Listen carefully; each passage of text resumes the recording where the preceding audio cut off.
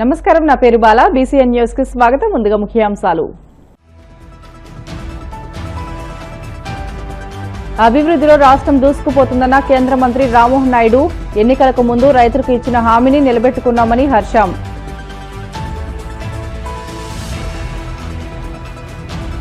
గత నెలతో పోలిస్తే ఈ నెల జీఎస్టీ 14% అధికంగా వచ్చిందన్న టీడీపీ నేత విజయ్. ఒక ప్రభుత్వానికి జీఎస్టీ ఆదాయం బాగా ఉందంటే ఆ రాష్ట్రంలో ఆర్థిక పరిస్థితి మెరుగ్గా ఉంటుందని వ్యాఖ్య.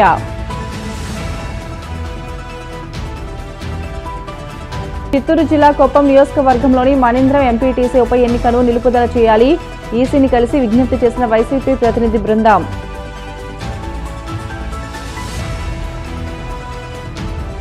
అవినీతి సొమ్మును దాచుకునేందుకే చంద్రబాబు, లోకేష్ సింగపూర్లో పర్యటించారు. విమర్శలు గుప్పించిన మాజీ మంత్రి అమర్నాథ్. అభివృద్ధిలో ఏపీ ప్రభుత్వం దూసుకుపోతుందని కేంద్ర మంత్రి రామ్మోహన్ నాయుడు అన్నారు. ఎన్నికలకు ముందు రైతులకు ఇచ్చిన హామీని నిలబెట్టుకున్నామని, అదే రోజు రోడ్లకు ప్రారంభోత్సవాలు, శంకుస్థాపనలు చేసుకోవడం ఆనందంగా ఉందని అన్నారు. మంగళగిరి వేదికగా నిర్వహించిన కార్యక్రమంలో రాష్ట్రంలోని దాదాపు 5,000 కోట్ల విలువైన జాతీయ రహదారులకు కేంద్ర మంత్రి నితిన్ గడ్కరీ శంకుస్థాపనలు, ప్రారంభోత్సవాలు చేశారు. ఈ కార్యక్రమంలో CM Chandrababu, deputy CM Pawan Kalyan, పలువురు కేంద్ర మంత్రులు పాల్గొన్నారు. ఈ సందర్భంగా రామ్మోహన్ నాయుడు మాట్లాడుతూ, ప్రధాని మోదీ, చంద్రబాబు, పవన్ కళ్యాణ్ వల్ల అన్ని రంగాల్లో ముందుకు వెళ్తున్నామని అన్నారు. ఈ రోజు మనందరికీ కూడా రాష్ట్రంలో ఉన్న ప్రతి ఒక్కరికి కూడా శుభదినం. నా ముందు మాట్లాడినటువంటి వ్యక్తులు కూడా చెప్పారు. అన్నదాత సుఖీభవ, పీఎం కిసాన్ సమ్మాన్ నిధి యోజన ద్వారా చేసినటువంటి బ్రహ్మాండమైనటువంటి కార్యక్రమం. కూటమి ప్రభుత్వం ఏర్పడక ముందు రైతుల దగ్గరకు వెళ్లి ఏ హామీ అయితే ఇచ్చామో ఆ హామీ నిలబెట్టుకున్నటువంటి రోజుగా ఈ రోజు రాష్ట్రంలో ఉన్నటువంటి ప్రతి రైతు ఆనందంగా ఉండే విధంగా ఆ కార్యక్రమాన్ని ఈ రోజు చేయడం మనందరికీ కూడా చాలా శుభసూచకం. ఒక పక్కన ఆ కార్యక్రమం అయితే మరొక పక్కన ఆంధ్రప్రదేశ్ రాష్ట్ర అభివృద్ధికి మూలం, అలాగే ఒక ఫౌండేషన్ ఇచ్చే విధంగా ఎన్నో రోడ్స్ ని ఈ రోజు మనం శంకుస్థాపన చేసుకోవడం, ఒక 2 ప్రారంభోత్సవం కూడా చేసుకోవడం మరొక శుభదినంగా భావిస్తున్నాను. అయితే ఈ శుభగడియలు కేవలం నాయకులందరూ కలిసినప్పుడే కాదు, ఏ రోజైతే రాష్ట్ర ప్రజలందరూ కూడా నిర్ణయించుకొని రికార్డు స్థాయి మెజారిటీలో ఆంధ్రప్రదేశ్ రాష్ట్రంలో కూటమి ప్రభుత్వాన్ని ఏర్పాటు చేశారో ఆ రోజు నుంచి ఈ రోజు వరకు ప్రతి రోజు కూడా మనకి శుభదినమే, ప్రతి గడియ కూడా శుభ గడియలుగానే మనం అందరం కూడా ముందుకు నడిపిస్తున్నామని తెలియజేస్తున్నాను. ఎన్నో కార్యక్రమాలు ఈ గత సంవత్సరం నాటిలో ఎన్ని కష్టాలు మన రాష్ట్రానికి ఉన్నా సరే అందరి తాలూకా కలయికతో, అందులో అతి ముఖ్యమైనటువంటి కలయిక 10 సంవత్సరాలు నితిన్ గడ్కరీ గారు ఆ శాఖని ముందుకు నడిపించిన తర్వాత సుమారు 30 కిలోమీటర్లు ప్రతి రోజు కూడా హైవేస్ నిర్మించే స్థాయికి తీసుకొని వెళ్లారు. 53,000 కోట్లు 2014లో రోడ్ ట్రాన్స్పోర్ట్ తాలూకా బడ్జెట్ ఉంటే దాన్ని 6 రెట్లు పెంచి సుమారు 3 లక్షల కోట్ల రూపాయల బడ్జెట్ వరకు తీసుకొని వెళ్ళినటువంటి నాయకుడు మన నితిన్ గడ్కరీ గారు. ఇవాళ ఆంధ్ర రాష్ట్రంలో ఒక కీలకమైనటువంటి రోజుగా నేనైతే భావిస్తున్నా. ఈరోజు ఉదయం ఈ రాష్ట్రంలో ఉన్నటువంటి రైతులందరికీ కూడా అన్నదాత సుఖీభవ, పీఎం కిసాన్ సమ్మాన్ నిధి పేరుతో పెద్ద ఎత్తున వారి ఖాతాల్లో నేరుగా నగదు జమ అయినటువంటి సందర్భం. ప్రతి ఒక్క రైతు ఖాతాలో ఇవాళ 7,000 రూపాయల నగదు నేరుగా రైతులకి అందించినటువంటి రోజున, ఇదే రోజు సాయంత్రం నాడు దాదాపు 5,000 కోట్లకు పైగా జాతీయ రహదారులకు శంకుస్థాపనలు, ప్రారంభోత్సవాలు చేసుకోవడం అనేది ఒక కీలకమైనటువంటి ఘట్టం ఈ రాష్ట్రానికి. ఇవాళ ఈ దేశంలో జాతీయ రహదారులు పేరెత్తితే ముందుగా గుర్తుకొచ్చేది నితిన్ గడ్కరీ గారు అనేటువంటి విషయంలో కూడా ఏమాత్రం లేదు అనుమానం. ఆయన మహారాష్ట్రలో ఆర్ఎన్బి మంత్రిగా ఉన్నప్పుడు ఆ రాష్ట్రంలో రోడ్లు అభివృద్ధి చేసినటువంటి విధానం, ఆ తర్వాత కేంద్ర మంత్రిగా బాధ్యతలు స్వీకరించాక భారతదేశంలో జాతీయ రహదారుల యొక్క రూపురేఖలు మార్చివేసినటువంటి నితిన్ గడ్కరీజీ అనేటువంటి విషయం మనంతా కూడా గమనించాం. అదేవిధంగా ఈ రాష్ట్రంలో రాష్ట్ర రహదారులను పెద్ద ఎత్తున మెరుగుపరిచినటువంటి వ్యక్తి గతంలో అధికారంలో ఉన్నప్పుడు కానీ, మరి గత 5 సంవత్సరాల్లో రోడ్లు లేక నడవలేనటువంటి పరిస్థితిలో ఉన్నటువంటి రోడ్లను ముఖ్యమంత్రి అయినటువంటి 3 నెలల లోపునే రిపేర్స్ పేరుతో పెద్ద ఎత్తున రహదారులను అభివృద్ధి చేసినటువంటి వ్యక్తి నారా చంద్రబాబు నాయుడు గారు అనేటువంటి విషయంలో కూడా ఏమాత్రం అనుమానం. గత ప్రభుత్వం వదిలి వెళ్లిన 26,000 కోట్ల అప్పులు కూటమి ప్రభుత్వం తీర్చినట్లు biodiversity board chairman Nelayapalem Vijay Kumar తెలియజేశారు. మంగళగిరి టీడీపీ కేంద్ర కార్యాలయంలో ఆయన మీడియాతో మాట్లాడుతూ కూటమి ప్రభుత్వం అధికారంలోకి వచ్చిన వెంటనే పెన్షన్లు పెంచి ఇచ్చామని చెప్పారు. ఎన్నికల హామీ మేరకు తల్లికి వందనం ఇస్తున్నామని అన్నారు. జగన్ చేసిన విధ్వంసం అంతా ఇంత కాదని మండిపడ్డారు. కూటమి ప్రభుత్వం అధికారంలోకి వచ్చాక మద్యం ధర తగ్గించామని తెలిపారు. వైసీపీ హయాంలో లిక్కర్ డబ్బు ఖజానాలోకి చేరలేదని ధ్వజమెత్తారు. గత నెలతో పోలిస్తే ఈ నెల జీఎస్టీ 14% అధికంగా వచ్చిందని, ఇది గతేడాదితో పోలిస్తే 6% అధికమని స్పష్టం చేశారు.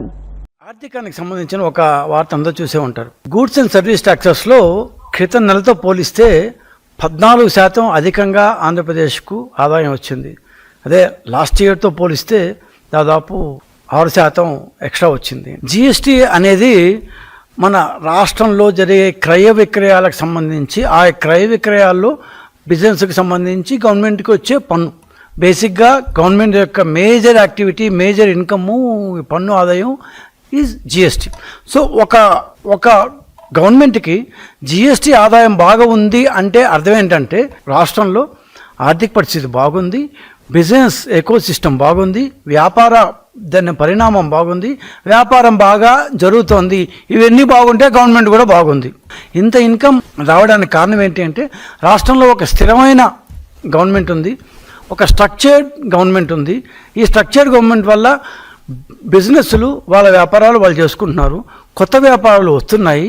కొత్త వ్యాపారాలు రావడం వల్ల వాళ్ళు ఇక్కడ ఖర్చు పెడుతున్నారు.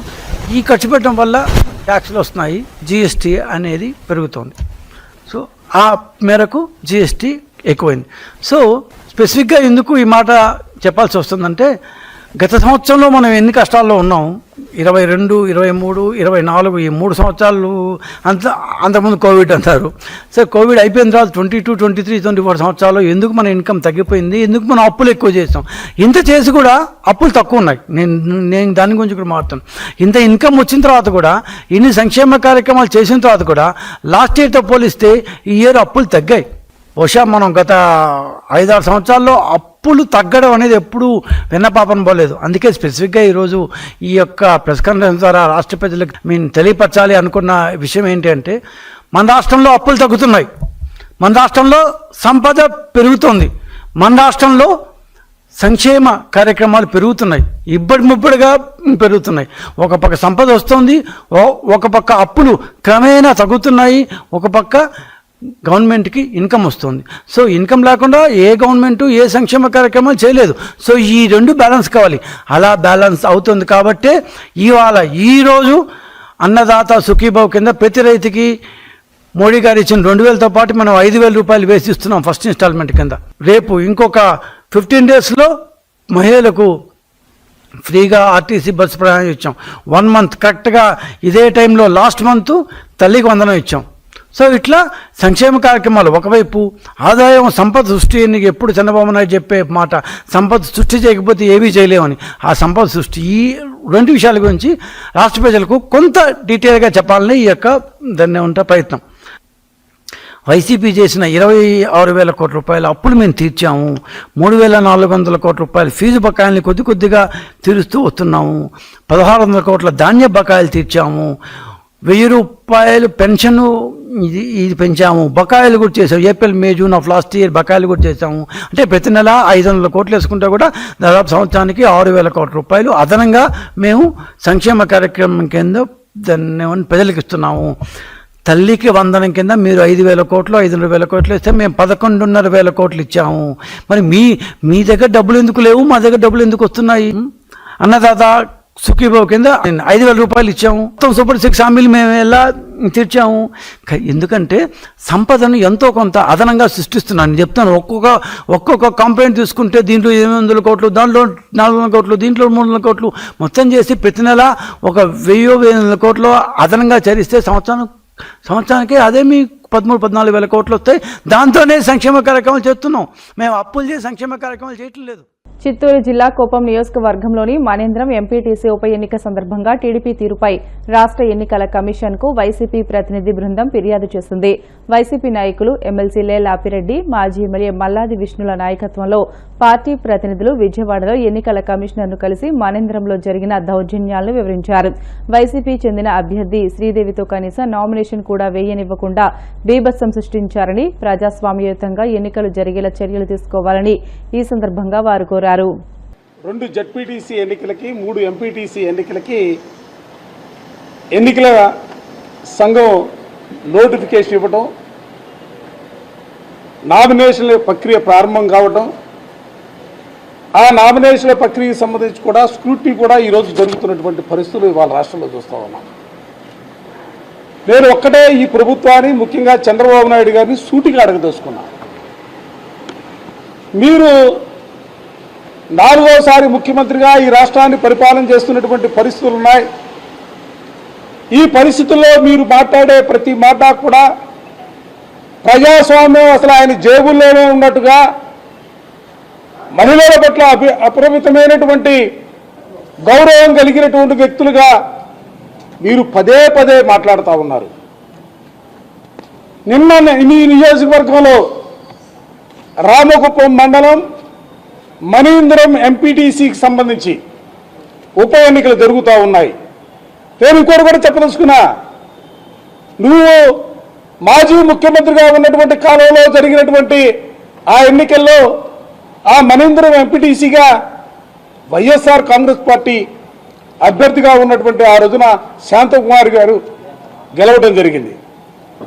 ఆమె అకాల మరణం పొందితే ఉప ఎన్నికలు వస్తే ఆ ఉప ఎన్నికల్లో ఆమె సోదరి శ్రీదేవి నామినేషన్ వేయటానికి ప్రయత్నం చేస్తే నామినేషన్ పత్రాలు లాక్కుంటారా? బ్యాగులు లాక్కొని వెళ్ళిపోతారా?